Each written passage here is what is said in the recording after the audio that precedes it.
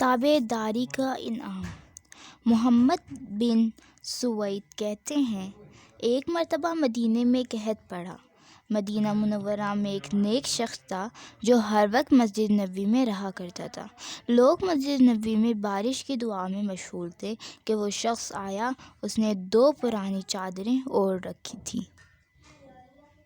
اس نے مسجد پہنچ کر 2 رکعت نماز نہایت خشوع و خضوع کے ساتھ ادا کی اور دعا مانگنے کے لیے ہاتھ اٹھائے۔ اس طرح دعا مانگنی شروع کر دی: اے میرے رب، میں آپ کو قسم دیتا ہوں کہ آپ اس بارش کو برسا دیجیے۔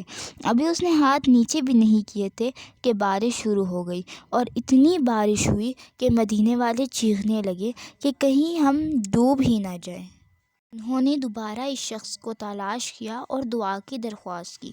اس شخص نے دعا اس طرح کی: اے میرے رب، آپ جانتے ہیں، اگر ان کی ضرورت پوری ہو گئی ہے تو بارش بند کر دیجیے۔ اس کے بارش بند ہو گئی اور لوگ پرسکون ہو گئے۔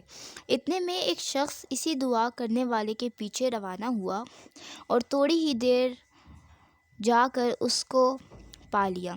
اس سے کہنے لگا، مجھے آپ سے ایک کام ہے۔ اس شخص نے پوچھا، کیا کام ہے؟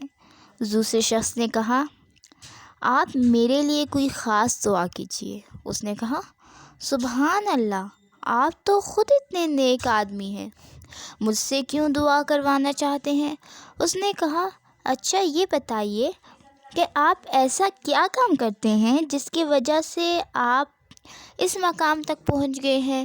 اس شخص نے جواب دیا، اللہ تعالیٰ نے مجھے جس کام کا حکم دیا میں نے وہ کام کرنے کی کوشش کی، مجھے جس کام سے منع فرمایا میں نے اس کام سے روک گیا۔ اس لیے میں اللہ تعالیٰ سے جو مانگتا ہوں اللہ تعالیٰ مجھے عنایت فرماتے ہیں۔ فائدہ: پیارے بچوں، کتنا آسان طریقہ ہے اللہ تعالیٰ سے لینے کا، ہماری مشکلوں کا حل، ساری پریشانیوں سے نجات، کامیابیوں کا راز۔